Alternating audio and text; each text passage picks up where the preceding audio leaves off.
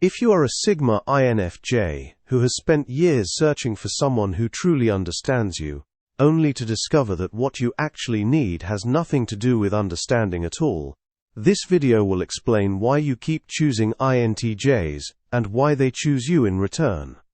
Within the next few minutes, you will understand the psychology of mutual compensation that draws these two types together, and why this pairing is far more strategic than romantic myth would have us believe. We have been told our entire lives that we need someone who gets us. Someone warm. Someone emotionally fluent. Someone who will finally decode the paradox of being a Sigma INFJ, confident enough to stand alone, yet deeply misunderstood, despite our ability to read every room we enter. We chase this fantasy of being seen, and in doing so, we miss what is actually calling to us. A recent comment on a video about Sigma INFJ energy captured this perfectly.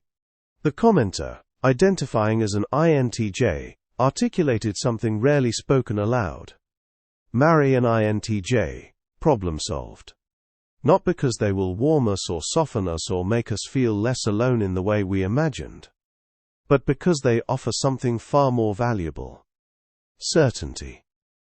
Arrogance. Confidence. Determination. Unbreakability. And crucially, the ability to predict our every move while remaining entirely unpredictable themselves. This is not a fairy tale dynamic. It is a psychological necessity made flesh. To understand why Sigma INFJs choose INTJs, we must first understand what we are actually choosing. We are not choosing rescue. We are not choosing completion. We are choosing recognition of a kind that bypasses all the emotional labor we have performed our entire lives. An INTJ does not need us to be warmer, softer, more accessible, or more willing to compromise our boundaries. They do not ask us to perform femininity, vulnerability, or social grace. They do not mistake our independence for coldness, or our confidence for arrogance. Instead, they look at us and see exactly what we are: formidable. This recognition is so rare that it borders on mythic. Most people meet a Sigma INFJ and feel the weight of our presence. They sense the distance we maintain. They project their own discomfort onto our solitude, and spend enormous energy trying to bridge a gap we never asked them to cross. An INTJ, by contrast, does not experience our distance as a problem to solve. They experience it as a starting point. They arrive at the table already understanding that we are not seeking rescue or reassurance. We are seeking intellectual rigor, directness, and someone stable enough not to require constant emotional management from us. But what are we responding to when we choose an INTJ? On the surface, it is what the commenter named certainty and stability. Sigma INFJs live in a peculiar psychological landscape. We possess what appears to outsiders as unshakable confidence, yet we live with a constant undertone of doubt. We read people with extraordinary accuracy, yet we question our own readings. We make bold decisions, then second-guess the emotional reverberations. We present as independent and self-assured, yet we carry a shadow of uncertainty about whether our interpretations of human behavior are correct. An INTJ's unwavering confidence is not arrogance in the pathological sense. It is a kind of certainty that comes from living entirely in the objective world. An INTJ does not wonder if their logic is sound. They do not ruminate on whether they have hurt someone's feelings. They do not second-guess their analysis of a situation based on emotional feedback. This is, to a Sigma INFJ, profoundly stabilizing. We spend so much energy holding multiple interpretations of human behavior simultaneously, maintaining the psychological flexibility to read between the lines and honor unspoken needs. An INTJ's refusal to do this is not a limitation from our perspective. It is a relief. It is permission to stop performing the emotional gymnastics that define so much of our relational life. Consider the nature of understanding itself. We have been taught that to be known is to be emotionally understood, to have someone intuitively grasp our feelings and respond with empathy. Yet Sigma INFJs do not actually crave this kind of understanding. We already understand emotions with uncommon depth. We already navigate the emotional landscape with sophistication. What we actually need is the opposite. Someone who will not require us to navigate their emotional landscape at all. Someone whose emotional world is stable enough or distant enough that we do not feel responsible for managing it. An INTJ provides precisely this. They are not erratic. They do not shift their opinions and beliefs constantly in response to emotional tides. They do not require the kind of attunement that depletes us. Instead, they offer a sort of psychological rest. You can be in an INTJ's presence and know, with near certainty, how they will respond to a given situation. They will respond logically. They will respond from principle. They will respond with directness. There are no hidden emotional landmines. There is no subtext to decode.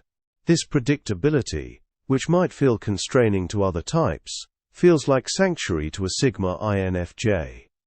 The commenter articulated another dimension of this choice, the intellectual bond that forms when a Sigma INFJ and an INTJ find each other. They wrote, with refreshing honesty, that laughing at idiocy is a good start. The illogical, bad decisions, hypocrisy, all funny topics that make INTJs shake their heads. This is not cynicism. This is how these two types create intimacy. Where other pairings might bond over shared vulnerability or emotional support, a Sigma INFJ and an INTJ bond through shared intellectual superiority. There is something almost tribal about it. You see the world through a similar analytical lens. You notice the same contradictions in human behavior. You find humor in the same absurdities.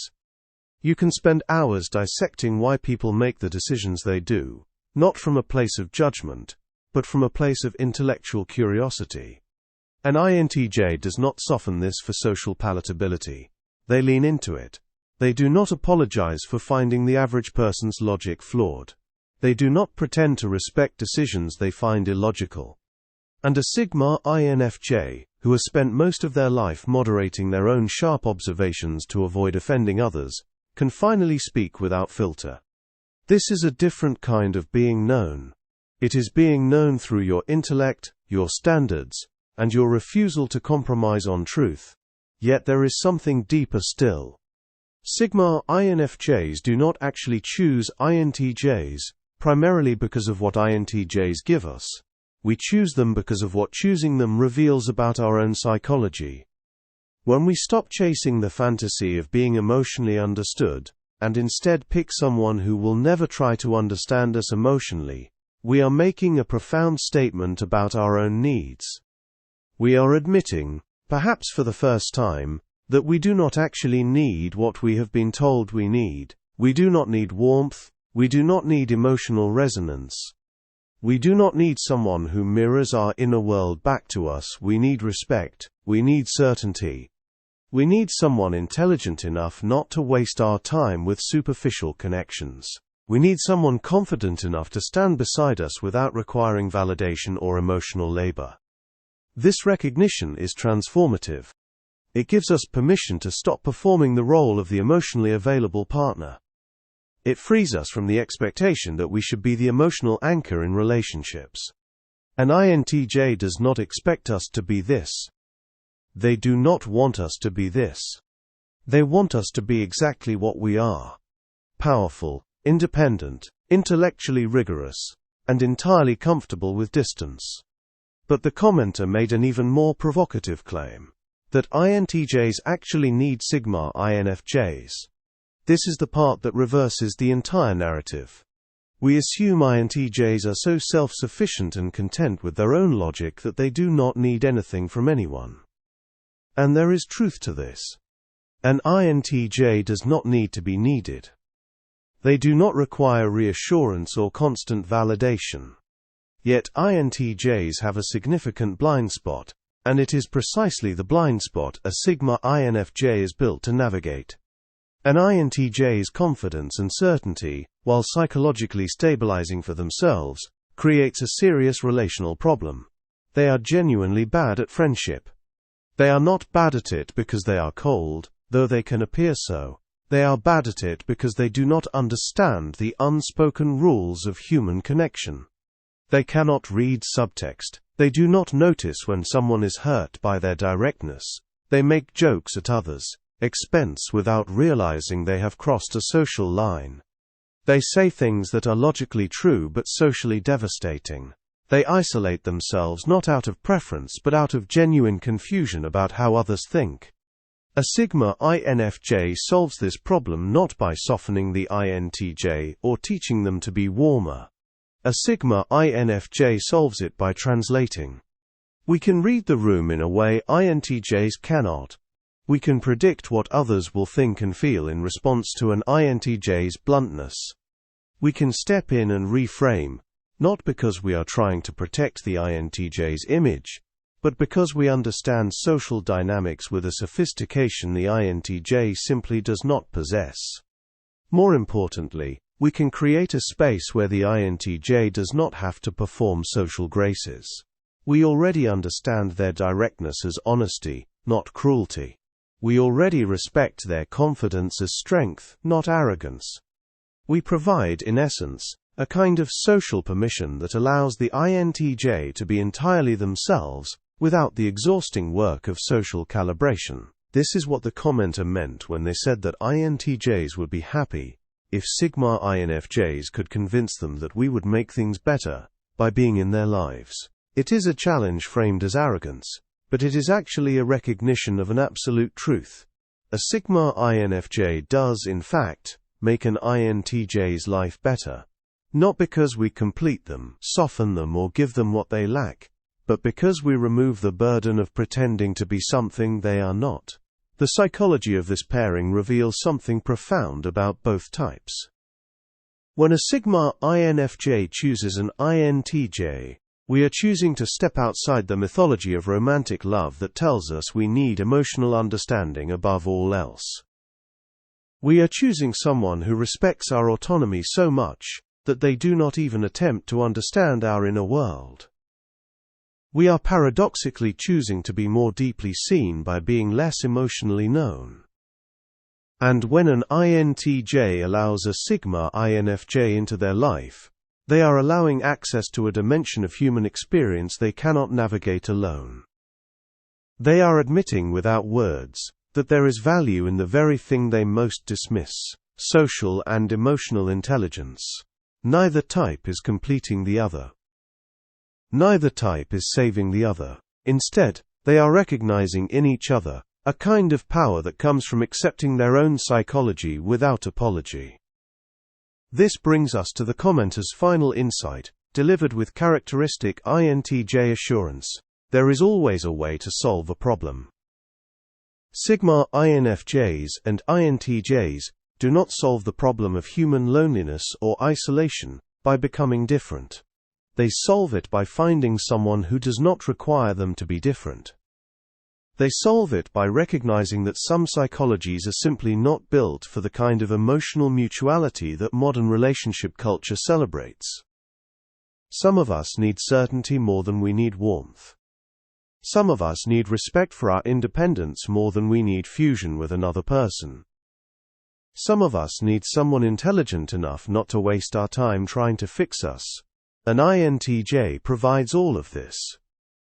And a Sigma INFJ provides something an INTJ needs equally: the freedom to be entirely, unapologetically themselves, without the social consequences that would normally follow such unguarded directness and confidence.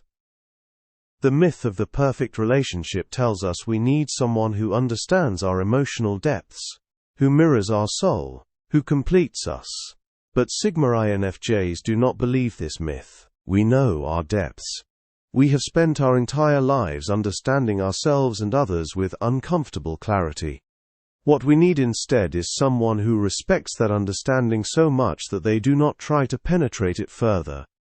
We need someone so confident in themselves that they do not interpret our distance as rejection.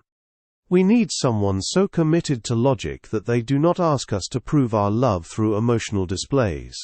We need an INTJ And the commenter was right about this too. INTJs need us, whether they realize it or not. They need someone who sees their arrogance as strength, their directness as honesty, and their social isolation as a feature rather than a flaw to be corrected. They need a Sigma INFJ. This is not a relationship built on healing or completion. It is a relationship built on mutual recognition and absolute respect for who each person actually is. And that, perhaps, is the only kind of relationship worth having. If this resonates with you, I would genuinely love to hear about your own experience. Are you a Sigma INFJ who has found this dynamic with an INTJ? Or are you an INTJ wondering why a Sigma INFJ suddenly makes sense? The comment section is where we explore these questions together, and I would be honored to read your story. Thank you for being here, for engaging with this exploration of personality, psychology, and the rare connections that allow us to simply be ourselves. If you would like to continue this journey into the depths of personality psychology and mythic understanding, please subscribe. More explorations are coming, and each one is crafted with you in mind.